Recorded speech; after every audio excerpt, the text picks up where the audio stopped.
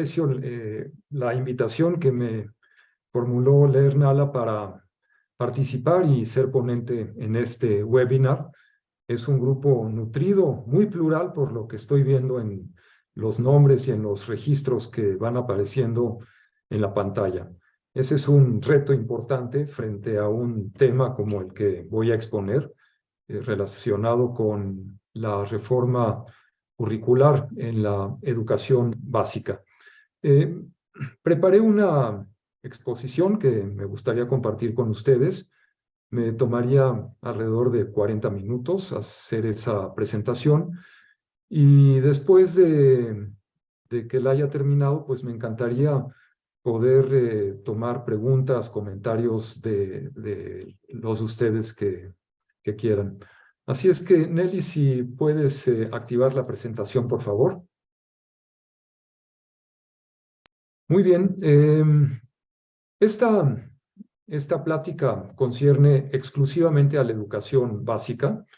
A veces es explícito en lo que iré diciendo, a veces no, pero no tocaré temas de educación media superior y menos todavía de educación superior. Eh, la, Me concentraré además en un aspecto de la educación básica, que es la reforma curricular en curso. Yo le pongo el adjetivo de precipitada y a lo largo de la exposición trataré de explicar y fundamentar por qué me parece una reforma precipitada. Adelante, Nelly.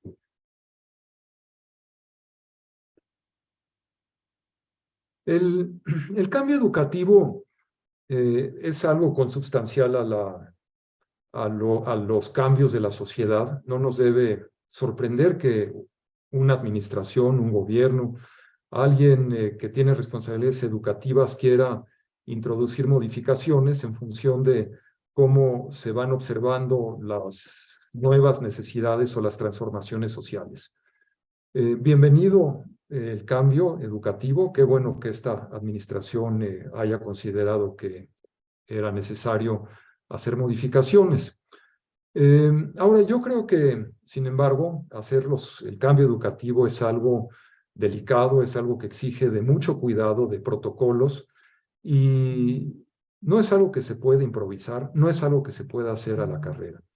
Lo primero es que me parece que los cambios educativos deben tener un momento adecuado. No cualquier circunstancia es favorable para introducir cambios. Como todo en la vida, siempre hay momentos en que a uno le conviene hacer cambios, sobre todo si son importantes, y hay otros momentos en que no.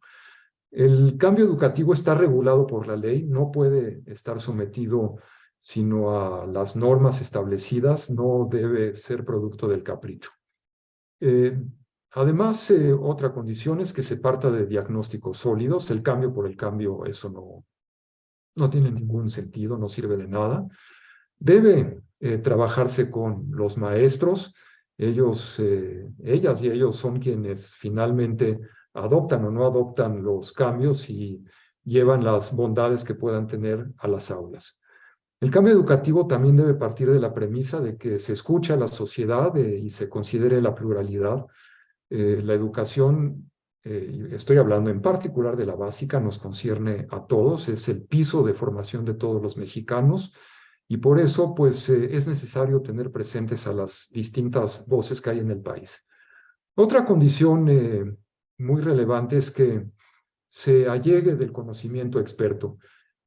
Todos sabemos un poquito o algo más de educación, pero hay gente que es experta, ha dedicado su vida a determinados aspectos educativos, en particular, en el caso que ahora nos ocupa, el cambio curricular, diseño de planes, programas de estudio, libros de texto, materiales didácticos, etc. Igualmente, el cambio educativo debe ser bien explicado, debe ser convincente, la argumentación debe ser sólida. Y por último, no menos importante, si se han de cambiar las cosas, pues hay que invertir. No se vale decir, vamos a mejorarlo todo, a modificarlo todo y que no haya dinero ni recursos para llevar adelante esos cambios. Adelante.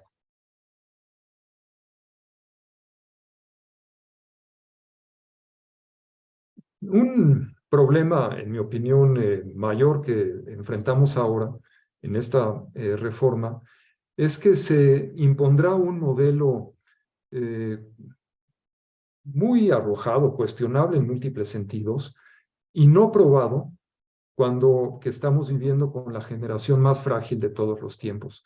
¿Y por qué me atrevo a afirmar que esta es la generación más frágil de todos los tiempos? Entre los múltiples educadores que hay en este foro, eh, seguramente hay vivencias en abundancia de que pueden narrar los bajos niveles de aprendizaje en lectura y matemáticas, entre otras disciplinas. Pero eso es particularmente delicado en lectura y matemáticas. Niños de primaria alta que a lo mejor no pueden leer un párrafo simple. Estudios diversos indican que quizás 70% de los niños de la primaria alta no pueden entender un párrafo simple, o que no pueden en una proporción aún mayor, quizás 75%, resolver operaciones aritméticas elementales. También sabemos que después de la pandemia se agudizaron los problemas de ausentismo, desmotivación, depresión. Se escucha y se lee lamentablemente de casos de violencia producto de ese estrés psicológico al que ha estado o estuvo sometido la población, los niños en casas hacinadas, padres de familia quizás sin trabajo, madres también en una situación compleja, pérdida de familiares, en fin, en las escuelas se vive este fenómeno de manera muy intensa. Se perdieron además más de 1,5 millones de alumnos entre 2018 y 2022. Esto sí incluye la educación media superior. Más o menos 400,000 de ese 1,5 millones son de media superior, pero pues el número es muy, muy apreciable. Y estos son registros administrativos. Las maestras y maestros que están aquí saben muy bien, sobre todo en el sistema público, que el ausentismo está al orden del día. Niños que van 1, 2, 3 días a la semana o a veces no se aparecen en 2 semanas. Esos están registrados no en la escuela, no tienen, no están marcados como fuera del sistema. Sin embargo, el aprovechamiento es muy bajo porque van poco a la escuela. En este momento, por lo tanto, en ningún lugar del mundo alguien está embaucado con reformas complejas y confusas, como creo que en muy buena medida lo es la que estamos enfrentando y por las razones que iré explicando a lo largo de la exposición. Adelante.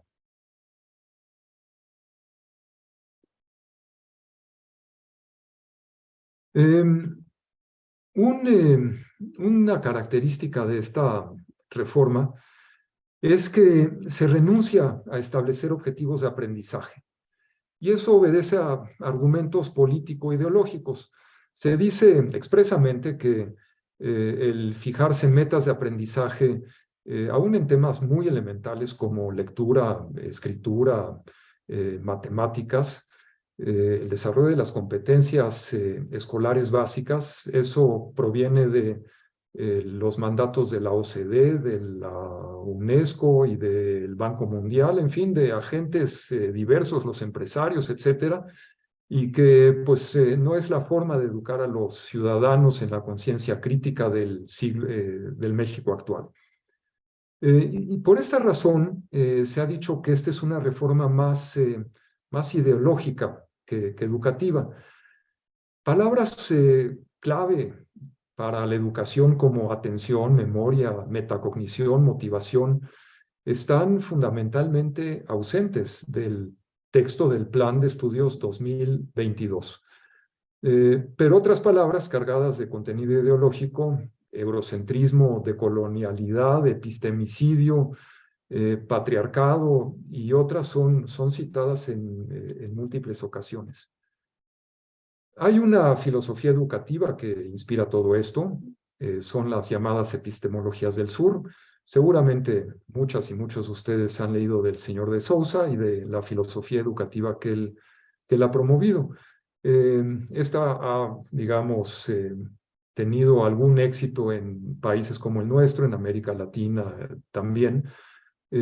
Parte de la base de que nuestros países han perdido la riqueza cultural epistémica, como dicen ellos, que había antes de la conquista, y en consecuencia, pues ahora de lo que se trata es de desterrar lo europeo, lo que nos viene o vino de afuera, para reencontrarnos con nuestras propias raíces culturales.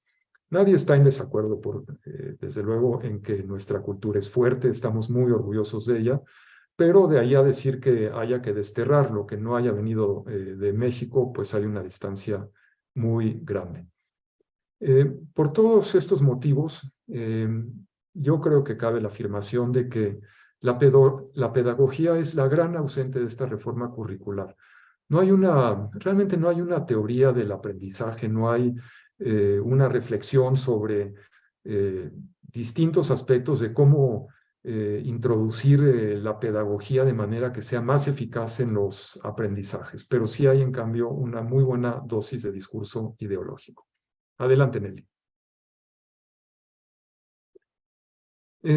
Un punto relevante en esta noción de la epistemología del sur es que los conocimientos científicos y las creencias populares son igualmente verdaderos, son conocimientos intercambiables. Es decir, es tan válido afirmar que, por ejemplo, una imagen de detente sirve para evitar el COVID, como decir que una vacuna probada es eficaz para que esa enfermedad no pueda prosperar. Hay un concepto muy ambiguo que son los saberes comunitarios, que en este planteamiento que hace ahora la Secretaría, se pueden intercambiar y usar indistintamente en el aula, dándoles igual preeminencia o jerarquía que al conocimiento universal clásico que conocemos. Esto conduce a la afirmación de que estamos frente a un comunitarismo extremo, comunitarismo entendido como el peso absoluto o casi absoluto que se da a la comunidad por encima del conocimiento que viene fuera de la comunidad, y aún de la naturaleza de los individuos como personas. Esto acarrea diversas dificultades, problemas muy distintos, pero digamos desde luego una consecuencia muy clara es que el patrimonio del conocimiento de la humanidad en todos los campos, en la historia de las ideas, de las letras, de la filosofía, de las matemáticas, las ciencias, ese conocimiento pues queda relegado a un segundo plano para favorecer el conocimiento o los saberes comunitarios. Y en esa medida, pues se establece una barrera, un límite muy severo al desarrollo que pueda tener un individuo. Adelante.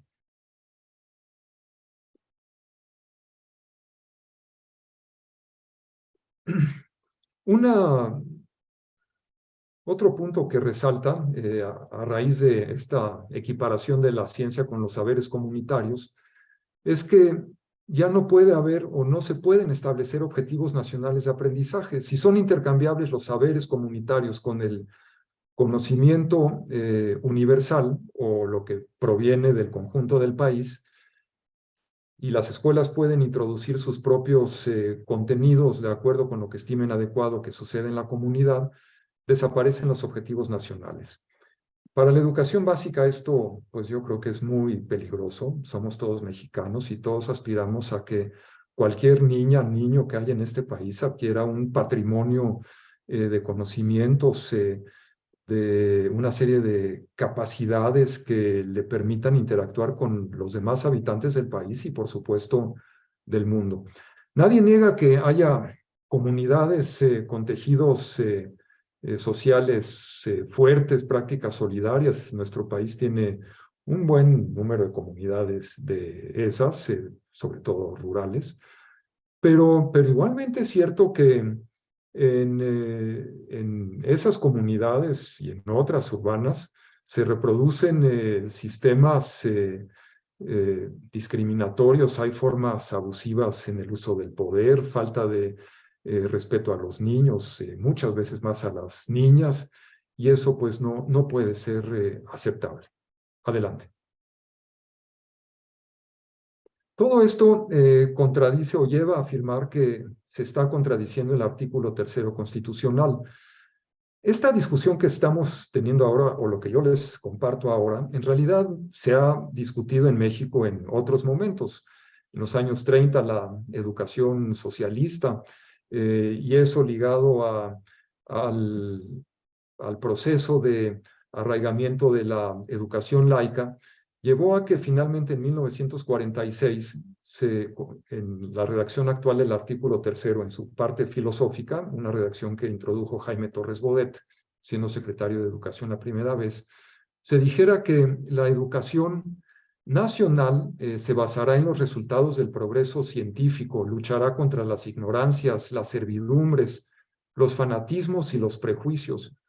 Muchos años yo creo que estas palabras del artículo 3º estaban ahí pues un poco como en el fondo, pero no tenían ni cercanamente el peso que hoy adquieren cuando se entra a esta discusión de los saberes comunitarios versus el conocimiento universal versus el conocimiento científico.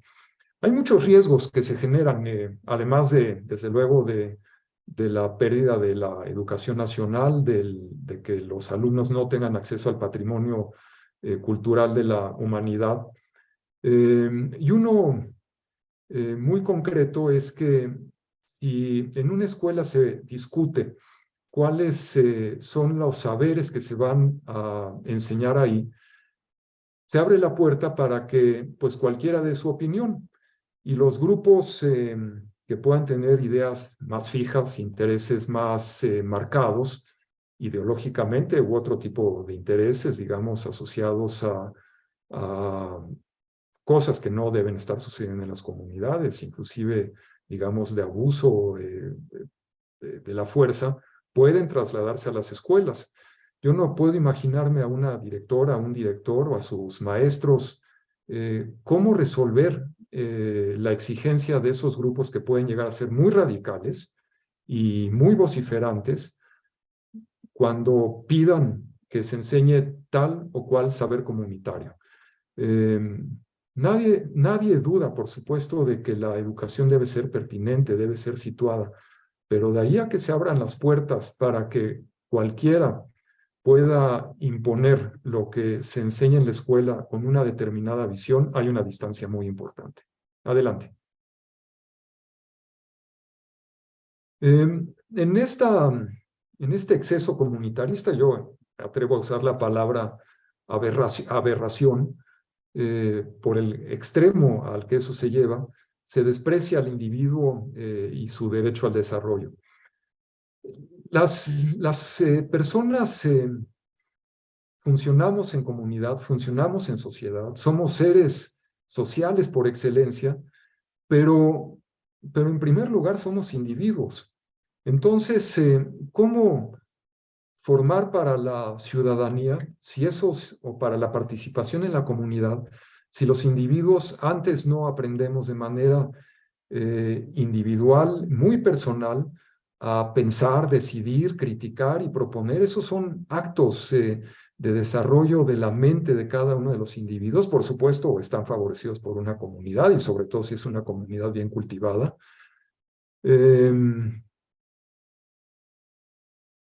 Y por esa razón, yo creo que la fortaleza de una cadena se mide por su eslabón más débil. Hay que tener individuos fuertes, bien formados, para que la cadena sea sólida. Adelante.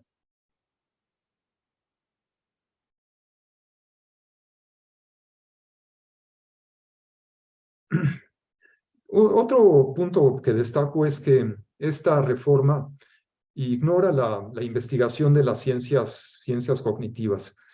Se reconoce amplísimamente hoy que cada niña, cada niño tiene estilos diferentes de aprendizaje, habilidades diferentes, concepciones, intereses, motivaciones. Si todo se mete en la canasta del comunitarismo, es muy difícil dar la consideración necesaria a estas características propias de cada persona. Seguramente muchos de ustedes han visto ya los libros de texto que han circulado en la red. Hay un buen número de ellos en drives aquí y allá. Y los proyectos que se plantean remiten siempre a lo colectivo, siempre a la asamblea, siempre a la comunidad. Inclusive hay ejercicios en que se les dice a los niños, por ejemplo, hagan un dibujo de sí mismos, pero pensando en cómo los ven los otros. Eso, digamos, ya es una cosa muy radical, ¿no? Un efecto de esto es que además se corre el riesgo de perder en el propósito de la inclusión educativa. Yo estoy seguro que todos lo compartimos. Deseamos poner lo mejor de nuestro esfuerzo para que cada niña, cada niño salga adelante. El problema está en que si no se considera cada individualidad y todo se remite a lo comunitario, es realmente muy difícil lograr que los niños o las niñas que se vayan quedando atrás o que se sienten por cualquier razón en una mala situación emocional o de cualquier tipo puedan salir adelante. Adelante. Hay una especialista en la enseñanza de la lectura y la escritura muy connotada, respetada. Ella ha hecho algunos análisis de las inconsistencias que se presentan para la enseñanza de la lectoescritura. Hace un análisis de los libros de proyectos de primero de primaria y encuentra pues problemas muy diversos, entre otros, por ejemplo, que hay actividades desde la primera lección en que se parte de la base de que los niños ya saben leer y escribir, sin antes haber participado en actividades o situaciones didácticas que les permitan aprenderlo. Hay unas cuantas actividades sobre lectura y según esta escritura y según este especialista, están mal planteadas, pueden confundir a los estudiantes. Entre otras cosas, se les dice, por ejemplo, que hagan resúmenes cuando ni siquiera han aprendido a leer. Y eso desde las primeras lecciones en los libros de primero de primaria. Adelante.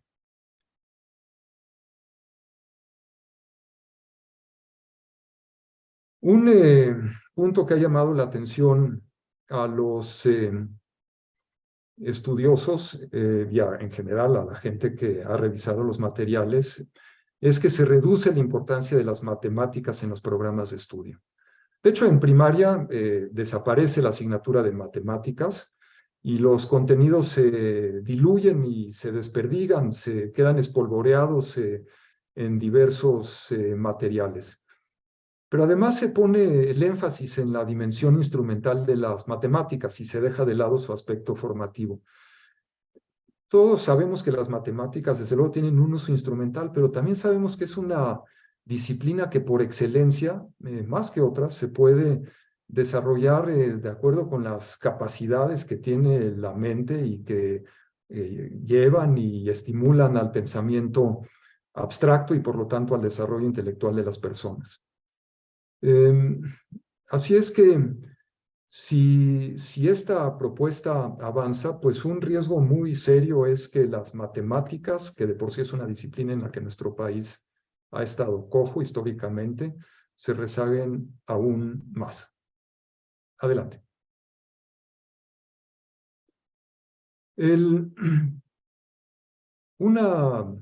Una consecuencia relacionada con la equidad que siempre debe procurar el sistema educativo es que al dejar de lado aprendizajes fundamentales para permitir actividades de otro tipo o para dar lugar a los saberes comunitarios, se pueden simplemente ignorar contenidos o aprendizajes fundamentales, sobre todo otra vez en lo que es consubstancial por excelencia la educación básica, en los aspectos cognitivos, la lectura, la escritura, las matemáticas.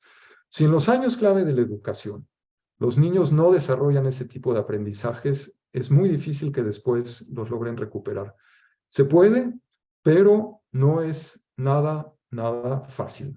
La mayoría quizás no tenga éxito en esa tarea si no lo hace en la etapa indicada. Adelante. Bueno, todo esto pues tiene una concreción, una, tiene que llevarse a lo específico dentro de la escuela. Y aquí pues se entra en una serie de dificultades prácticas muy serias. Bueno, primero hay que decir que el artículo 3º dice expresamente, no es interpretación, que los programas de estudio incluirán las matemáticas, la lectoescritura, la literacidad, la historia, la geografía, el civismo, es decir, las disciplinas como más o menos siempre han servido para organizar el conocimiento. Esa organización tradicional encuentra, digamos, un contrasentido o una contradicción, más aún, en la forma en que la SEP pretende ahora organizar el conocimiento en 4 campos formativos arbitrariamente definidos. No es una forma en que realmente, al menos que yo sepa, en ningún sistema educativo se organice el conocimiento. Lenguajes, bueno, eso está bien, es cercano a lo que conocemos. Saberes y pensamiento científico, ahí saberes ya queda a la misma altura que cualquier, que el conocimiento científico, no hay matemáticas, se subsume ahí. De lo humano y lo comunitario, y ética, naturaleza y sociedades. ¿En qué difiere lo humano y lo comunitario de ética, naturaleza y sociedades? Pues a priori no queda del todo claro, pero en fin, así está definido. Después dice la SEP que habrá programas de estudio sintéticos. Estos son, digamos, los programas, llamémosles oficiales, que la Secretaría en algún momento tendría que hacer oficiales. Hasta ahora ha habido avances nada más. Nadie sabe si puedan quedar, no quedar, o en que quede y que no quede. Y después las escuelas, considerando el contexto social, entreverarán el conocimiento comunitario, los saberes locales, con esos programas sintéticos para llegar a los llamados programas analíticos, es decir, los que se aplicarían en la escuela. Adelante. En este codiseño, además los docentes tendrían que interrelacionar los 4 campos formativos que ya vimos con 7 ejes articuladores. Son ejes que están bien, los nombres son correctos, son ejes transversales, también se podrían llamar así. Pero en fin, hay que resolver una matriz de 4 campos formativos por 7 ejes articuladores. O sea, llegar a una matriz de 28 elementos que entreveren lo nacional con lo comunitario para diseñar el plan de la escuela y luego hacer la planeación de clase. Yo no sé cómo lo puedan resolver los maestros. Realmente, quizás con mucho tiempo y años de preparación, esto podría resultar posible, pero en un espacio corto, cuando ni siquiera hay programas publicados en el diario oficial, no veo cómo se pueda solucionar este rompecabezas. Pero además, como no hay objetivos de aprendizaje claros ni indicadores de logro, pues la solución que se obtenga puede ser distinta en cada grupo, escuela o región. Es decir, en una escuela primaria, en un grupo de primero podrán aprender una cosa y en el grupo paralelo de segundo otra cosa distinta. Ya no digamos en la escuela de un municipio, la de otro, o de un estado u otro estado. A mí lo que me angustia mucho es que se haya abierto el terreno para una gran simulación, que los maestros vayan para cumplir con la exigencia administrativa que les ponga el supervisor, y esta a su vez, y a este a su vez se la imponga la autoridad de mayor jerarquía, pues empiecen a, digamos, comprar los programas analíticos que reúnan en apariencia todo esto, se tomen fotos y pues eso sea lo que sirva para cumplir con la exigencia administrativa. Adelante.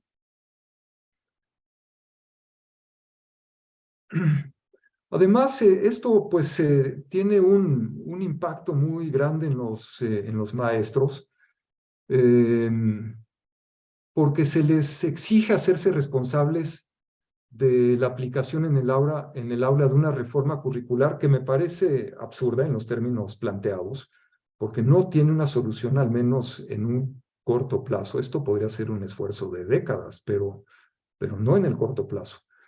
En el presupuesto de egresos de la Federación de 2023, en el PEF, se cuenta con 85 pesos por maestro para capacitación, 85 maestros. Y por eso las herramientas con las que contarán los docentes para resolver este galimatías, pues son videos, muchos, algunos son muy buenos, desde luego, pero muchos otros también son ideólogos de la reforma y un libro del maestro cargado de ideología y no tanto de pedagogía. Man. Los consejos técnicos escolares, que son un espacio reservado para, como saben, las maestras y maestros aquí presentes, para la discusión de los asuntos que se requiera hablar en la escuela para mejorar la práctica de la enseñanza, para atender problemas de muy diversa naturaleza, están siendo utilizados como espacios de capacitación. Eso además es ilegal porque las normas reservan claramente el tiempo de los consejos técnicos escolares para otras tareas. Adelante. Todo esto se traducirá, este abandono de a los maestros a su suerte, eh, repercutirá en un aumento sustancial en la carga de trabajo de los maestros. Tan solo en primaria, los maestros tendrían que revisar 436 contenidos de los programas de estudios sintéticos que se avisoran, o por lo menos los que han estado presentados como adelanto. A lo mejor son otros y al final hay 200 contenidos, o a lo mejor hay 600. Hoy por hoy hay 436. O sea, imagínense hacer ese esfuerzo de revisar 436 contenidos, cruzarlos con lo comunitario, los saberes comunitarios, con los 7 ejes transversales y luego hacer el plan de clase, es una cosa tremenda. Y eso pues sin que haya compensación alguna para los maestros. No hay compromiso para invertir seriamente en bibliotecas, tecnologías, material didáctico, instalaciones deportivas y culturales, este tipo de elementos que son necesarios para todo tipo de enseñanza, pero más si se aspira a una enseñanza, digamos, en que haya más lugar para los proyectos u otro tipo de formas de aprendizaje. Se pide a los maestros, además, que realicen múltiples actividades fuera de la escuela, porque hay que nutrirse de lo que suceda en la comunidad, hacer entrevistas, observar fuera de la escuela. ¿Quién carga con esa responsabilidad? ¿De quién es la tarea de poner por delante la seguridad de los niños? Ojalá que nuestro país tuviera condiciones de seguridad distintas, pero sabemos que sacar a los niños de la escuela hoy es un riesgo muy, muy serio en la mayor parte de las comunidades de nuestro país. Así es que cuanto más difícil sea la tarea del maestro, cuantos más atrasos tengan sus alumnos, cuantos más problemas haya de nutrición, de desarrollo social en una comunidad, más difícil aún será la tarea para los maestros y por lo tanto, pues esto tenderá a exacerbar las desigualdades sociales. Adelante. Yo creo que hay un engaño además mayor en la gradualidad para la implementación de la reforma. Hoy está todavía vigente un acuerdo que publicó la SEP en agosto del año pasado. Según ese acuerdo, publicado en el Diario Oficial, esta reforma entraría en vigor con programas de estudio en 23-24, solo en primero de preescolar, primero de primaria y primero de secundaria. No obstante, pues hay toda clase de indicios de que la SEP está decidida a lanzar la reforma de lleno de inmediato en todos los grados de la educación básica. No hay ningún informe oficial en ese sentido, pero pues se advierten más y más elementos que permiten inferirlo y casi afirmarlo. Los maestros y las maestras que estuvieron preparados, eh, que se estuvieron preparando quizás para los primeros grados, pues quizás llevan una ventaja. Pero todos los demás, pues no han siquiera probablemente considerado que esta reforma les caería de golpe y porrazo. Adelante.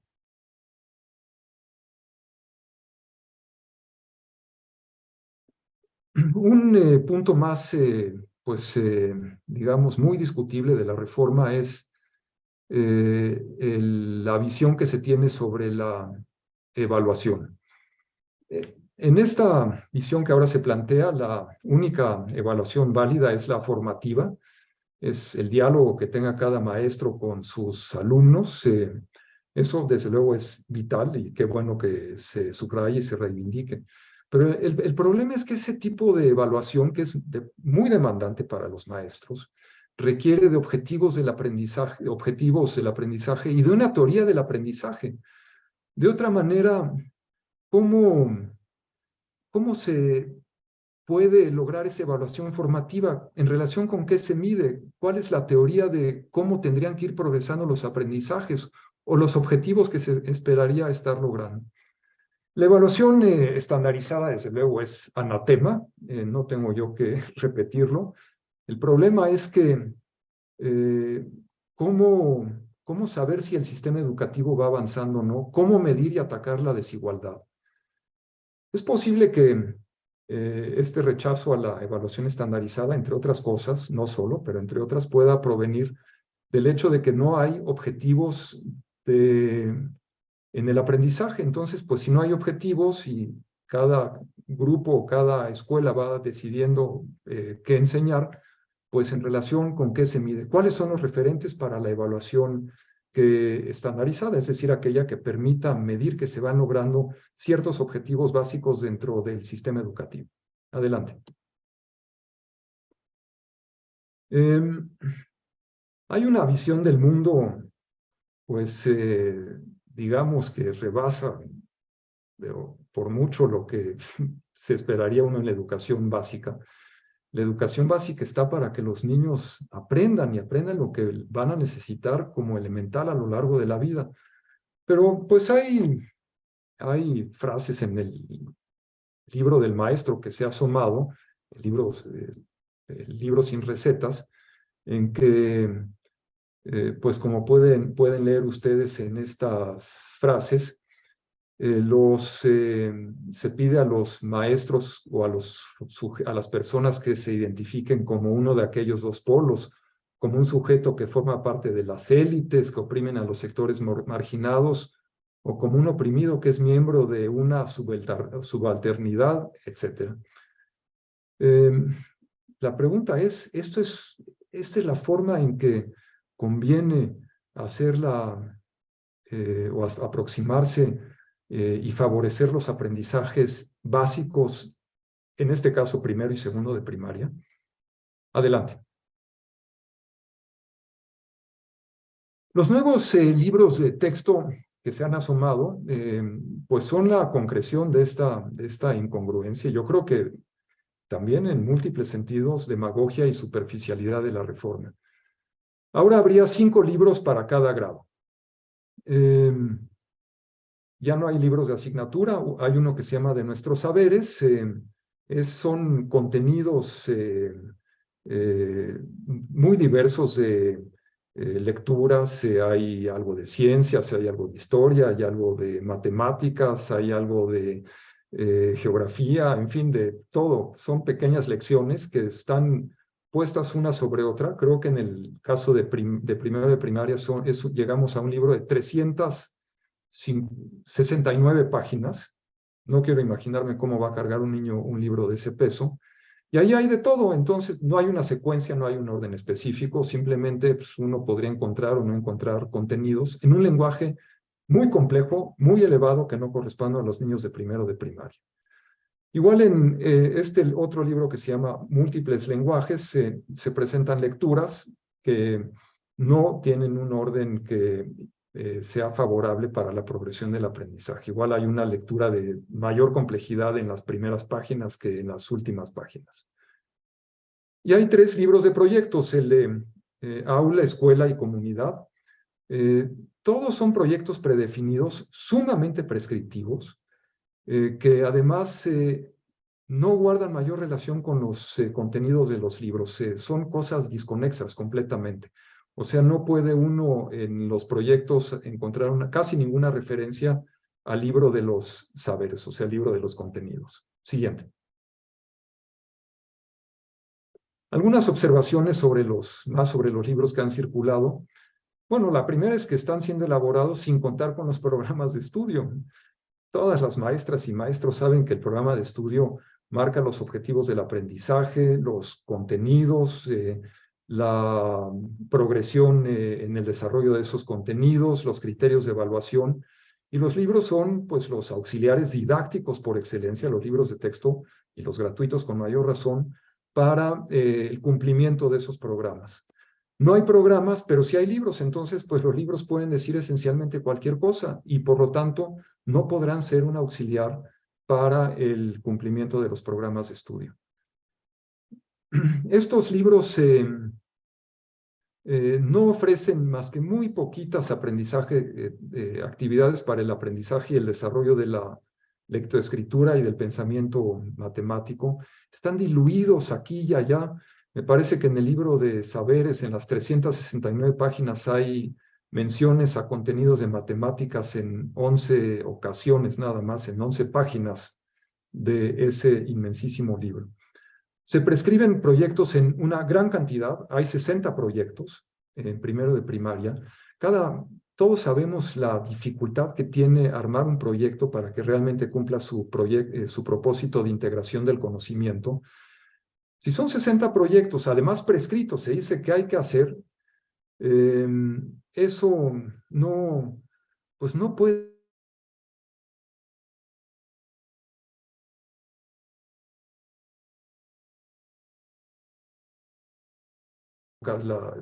de crear condiciones para una educación más pertinente, mejor situada, más reflexiva.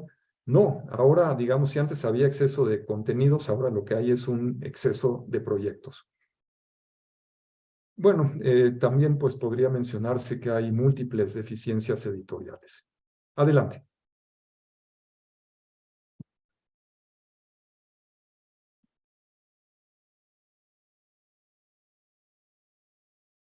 Bueno, es curioso curiosa la incongruencia que parece haber entre la función de los libros de texto y los postulados de la reforma. Si los programas son realmente determinados escuela por escuela, aula por aula, ¿cuál es la función del libro de texto? Y sobre todo, si el libro es único, como ha sido nuestra tradición, al menos en la educación primaria y en el preescolar, pero más en la primaria. ¿Cuál es la función del libro? ¿A qué programas debe corresponder? Como que hay una desconexión lógica mayúscula. Bueno, y además, eh, ¿cómo podrá ese libro abonar o no abonar a lo que sucede en cada aula? Adelante. En esta propuesta se ponen códigos QR en abundancia. La presunción es que todos los alumnos tendrían un celular, un dispositivo para leerlos. Conducen en una altísima proporción de los casos a páginas de Google, no son contenidos puestos en un repositorio específico para ampliar contenidos de acuerdo, contenidos curados que sirvan bien a alumnos y maestros. Pero más allá de esto, no hay un planteamiento para enseñar habilidades tecnológicas, y menos todavía presupuesto. A mí me llama mucho la atención el hecho de que se diga que la educación debe estar basada en la comunidad, pero al mismo tiempo no se prevea o se contemple lo indispensable para que los alumnos usen los dispositivos que estén a su alcance para llegar al conocimiento universal y a la basura universal también, y que pueden ser tan valiosos como destructivos. Todas estas habilidades para discernir la información verdadera de la falsa, la identificación de las fuentes, hacerse las preguntas correctas para llegar a la información indicada, no hay nada de eso. Y esas son las habilidades que realmente sí pueden poner en riesgo a nuestros alumnos en caso de no enseñarse correctamente. Adelante. Podría ahora introducirse o imponerse un libro de texto único en la secundaria. Ha habido pluralidad. Ustedes saben que la SEP produce el plan y programas de estudio para la educación secundaria. Las casas editoriales elaboran propuestas basadas en esos programas de estudio, la SEP las revisa y después los maestros eligen el libro dentro de un catálogo que está puesto a su disposición por parte de la Comisión de Libros de Texto para que los maestros seleccionen aquel libro que corresponda mejor a su tipo de enseñanza o a su práctica docente. Adelante. Bueno, hay contradicciones también con el artículo 1º y 2º de la Constitución. Esas contradicciones emanan fundamentalmente de que los documentos de la reforma cuestionan constantemente la noción de lo mexicano, la identidad nacional, el mestizaje. Está muy bien que esas ideas se debatan, no hay duda, no hay una última palabra escrita, pero también existen definiciones constitucionales que no pueden ignorarse. Y nuestro país constitucionalmente está definido como una nación única y pluricultural. Adelante. Esta reforma, pues regresando al título de la presentación, se ha hecho de manera muy apresurada. Hay normas constitucionales y legales que regulan procedimientos para cambiar los planes y programas de estudio, en la básica en particular, en los otros niveles es distinto. Eso está bien porque, digamos, después de muchas historias de cambios curriculares, la sociedad, los maestros han exigido que haya un proceso de deliberación genuino, que participen expertos, que se pueda opinar. Son salvaguardas contra cambios caprichosos. Pero curiosamente todo este proceso se ha hecho con la mayor secrecía. No ha habido un solo pronunciamiento que yo conozca al menos de la SEP diciendo que ya tiene nuevos libros de texto, a pesar de que todo el mundo sabe que están impresos, y es más, las autoridades de los estados dicen que ya los están recibiendo, los de primero y segundo de primaria, en sus almacenes estatales. Adelante. Las maestras y maestros tienen derecho a recibir capacitación. No es un postulado abstracto. La Ley General de Educación establece que una vez que los planes y programas han sido publicados en el diario oficial, debe haber espacios específicos para que los maestros puedan comprender el alcance y contenidos de esos cambios. Se ha pretendido utilizar los consejos técnicos escolares para la capacitación, pero como ya comenté anteriormente, está fuera de norma. Pero pues de todas maneras todo esto se queda muy corto, no hay proporción entre la ambición de esta reforma y las posibilidades de formación que hayan estado al alcance de los maestros. Todas las reformas educativas deben hacerse con enorme cuidado, deben hacerse con la pluma temblorosa, así como la modificación de las leyes importantes, hay que hacerlo con mucho escrutinio, con enorme sentido de la responsabilidad. Igual tendría que ser en el caso de la educación. Y no es para menos porque ahí está en juego el futuro de los niños y el del país. Adelante. Bueno, aquí hay un resumen de las principales medidas que anuncian estos problemas, pero ya no quisiera detenerme en eso, simplemente sería una recapitulación. Y con eso termino.